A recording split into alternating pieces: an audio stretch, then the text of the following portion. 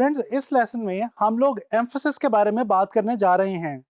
Emphasis दोस्तों एक बहुत ही इंपॉर्टेंट प्रिंसिपल ऑफ डिजाइन है। बेसिकली एम्फेसिस है क्या?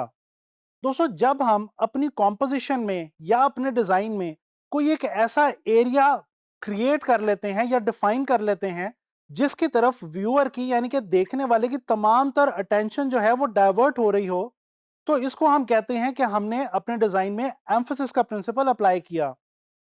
दोस्तों, ये जो एरिया हमने बनाया अपने डिजाइन के अंदर जिसकी तरफ देखने वाले का ध्यान हमने डाइवर्ट किया है, इसको हम फोकल एरिया के नाम से जानते हैं। अच्छा, ये जो एम्फोसिस क्रिएट करने का काम है, ये बहुत सारे तरीकों से किया जा सकता है। ये मैं आपको बाद में बताऊंगा। पहले मैं आपको ये बताता चलूं कि हम एम्फोसिस के अंदर जो फोकल एरिया क्रिएट करते हैं वो एरिया होना चाहिए जिसमें हमारे डिजाइन का जो मोस्ट इंपॉर्टेंट पोर्शन है, यानी कि हमारे डिजाइन का कॉन्सेप्ट या थीम, वो उस पोर्शन के अंदर उस एरिया में लाई कर रहा होना चाहिए, यानी कि वो वाकई में हमारे डिजाइन का इंपॉर्टेंट तरीन एरिया होगा। अच्छा, इसके साथ साथ एक और अहम बात मैं आपको यहां पे बताता चलूं। आप लोगों ने एम्फेसिस क्रिएट करते हुए हमेशा ये बात याद रखनी है कि एक डिजाइन के अंदर एक से ज्यादा फोकल एरियाज नहीं होने चाहिए, क्योंकि अगर हम मल्टीपल फोकल एरियाज अपने डिजाइन के अंदर क्रिएट कर देंगे तो जो देखने वाला है यानी कि हमारा जो व्यूअर है उसकी आई डिस्टर्ब हो जाएगी और उसको बिल्कुल समझ ही नहीं आएगा कि मैंने पहले किस चीज को देखना है और फिर उसके बाद किस चीज को देखना है। बेसिकली ये जो एम्फोसिस का जो प्रिंसिपल है, इसके जरिए हम व्यूअर की जो आय है उसको ट्रैवल करवाते हैं अपने डिजाइन के अंदर बहुत आसानी के साथ। तो चलिए अब बात करते हैं उन तरीकों की कि जिनके थ्रू हम बेसिकली अपने डिजाइन के अंदर एम्फोसिस को क्रिएट कर सकते हैं। दोस्तों, एम्फोसिस आम तौर पे डिजाइन के अंदर कॉन्ट्रास्ट के थ्रू क्रिएट किया जाता है। जब मैं ये कह रहा हूं तो इसका मतलब ये है कि ऑपोजिट चीजों को इस्तेमाल करके, मिसाल के तौर पे आप इस विजुअल को देखिए, यहां पे आपको कुछ ग्रे कलर के सर्कल्स नजर आ रहे हैं और उनके बीच में एक रेड कलर का सर्कल है। तो बेसिकली कंट्रास्ट दे दिया और ब्रेक दे दी कलर के अंदर, और कलर में ब्रेक देके एक खास जो सर्कल है उसको ज्यादा इंपॉर्टेंट बना दिया गया है यहां पे इस विजुअल में। इसको कहते हैं एम्फोसिस क्रिएट करना। इसी तरह से एक और मिसाल मैं आपको दिखाता हूं। ये विजुअल देखें, इसके अंदर लाइट और डार्क की मदद से यानी कि वैल्यू की मदद से एम्फोसिस क्रिएट किया गया है। आप देख सकते हैं कि फ्रंट पे जो एक ब्लैक कलर का इमेज है वो ज्यादा अटेंशन ग्रैब कर रहा है रादर देन के जो पीछे बैकग्राउंड पे ग्रे कलर के इमेजेस हैं उनकी निस्बत। अच्छा, इसी तरह हम बाजुकात किसी पैटर्न को ब्रेक करके भी एम्फोसिस क्रिएट कर सकते हैं। इसी विजुअल को देख लीजिए, यहां पे कुछ डिफरेंट आइकॉन्स हैं, इमोजीज हैं, जो कि ज्यादातर आपको जो नजर आ रहे हैं इस विजुअल में वो स्माइल के इमोजीज हैं, लेकिन बीच में एक सैडनेस का इमोजी दे दिया और उसका कलर भी चेंज कर दिया है।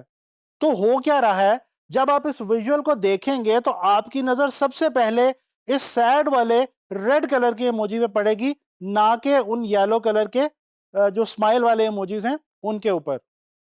सो बेसिकली इस तरह से हम एम्फोसिस क्रिएट करते हैं। अच्छा, इसी तरह हम ऑब्जेक्ट्स के या अपने डिजाइन एलिमेंट्स के साइज को वेरी करके भी एम्फोसिस क्रिएट कर सकते हैं। जैसे आप ये देखें, इस विजुअल के अंदर आप देख सकते हैं कि यहाँ पे एक जो ऑब्जेक्ट है उसको बड़ा कर दिया गया है और इस तरह से उसकी तरफ ध्यान जो है वो बांट दिया गया है देखने वाले का। अच्छा, इसी तरह से एक और आपको तरीका बताता चलूं। बाज़ औक़ात हम अपने जो हमारे एलिमेंट्स होते हैं उनको हम कुछ इस तरह से प्लेस करते हैं या इस तरह से कैप्चर करते हैं कि उस प्लेसमेंट की वजह से वो फोकल एरिया बन जाते हैं हमारे डिज़ाइन का या हमारी फोटोग्राफ का। इस फोटोग्राफ को देख लीजिए। इस फोटोग्राफ में आप देख सकते हैं कि मट्टी है जो कि ब्राउन कलर की है, और जो मट्टी का एक प्रॉपर खूबसूरत रंग होता है, और उसके बीच में एक ग्रीन कलर का ये छोटे से कुछ 2-3 लीव्स की एक शाख निकली हुई है।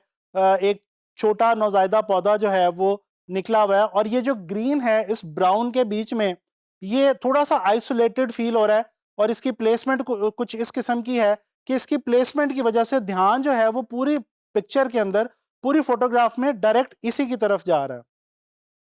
अच्छा, चलें अब कुछ बात करते हैं प्योरली ग्राफिक डिजाइन के हवाले से एम्फेसिस की।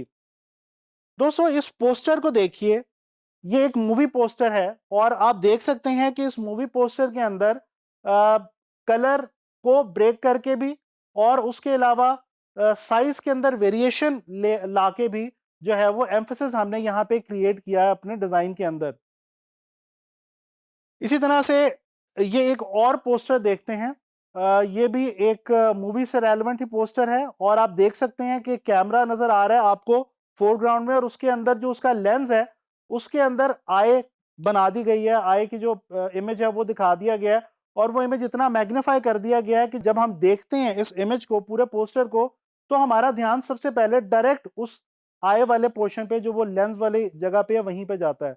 तो इस तरह से हम पोस्टर्स के अंदर बेसिकली अपने किसी भी डिजाइन के अंदर जो भी हम आइटम्स प्रोड्यूस कर रहे हो डिजाइन में, उनके अंदर हम एम्फोसिस क्रिएट करते हैं। एक वेबसाइट की मिसाल भी देख लेते हैं। ये देखिए, ये एक वेबसाइट है एक इवेंट के हवाले से, जो कि एंटरप्रेन्योरशिप के हवाले से एक इवेंट है और आप देख सकते हैं कि इसमें बिल्कुल सेंटर में करके बड़ा करके उन्होंने लोगो जो है वो क्रिएट किया है और उसके नीचे इन्होंने डेट जो है वो रख दी है और यहाँ पे इन्होंने कलर की भी वेरिएशन दी है। बैकग्राउंड पे डार्क कलर्स हैं, ग्रेज और ब्लैक्स हैं, ब्लूज हैं, डार्क ब्लूज हैं और फोरग्राउंड पे प्योर वाइट यूज करके जो है इन्होंने एक एरिया, यानी कि ये जो लोगो है और जो डेट है, इसको इन्होंने फोकल एरिया बना दिया है। तो दोस्तों, आप लोगों ने देखा कि डिजाइन के अंदर एम्फेसिस की किस कदर ज्यादा अहमियत है और हम डिजाइन्स को कितना इंटरेस्टिंग बना सकते हैं अगर हम जो प्रिंसिपल है एम्फेसिस का उसको फॉलो करें अपने डिजाइन्स के अंदर। तो आप लोगों को मैं ये रेकमेंड करता हूं कि आप लोग एम्फेसिस के ऊपर बहुत ज्यादा ध्यान दें और आने वाले वक्त में जब आप लोग डिजाइन्स बनाएंगे तो आप इस प्रिंसिपल को यूज करके बहुत इंटरेस्टिंग डिजाइन जो हैं वो क्रिएट कर सकते हैं। मैं उम्मीद करता हूं कि आप लोगों को ये लेसन जो है ये पसंद आया होगा। इंशाल्लाह ताला नेक्स्ट लेसन में किसी नए प्रिंसिपल ऑफ डिजाइन के हवाले से बात होगी।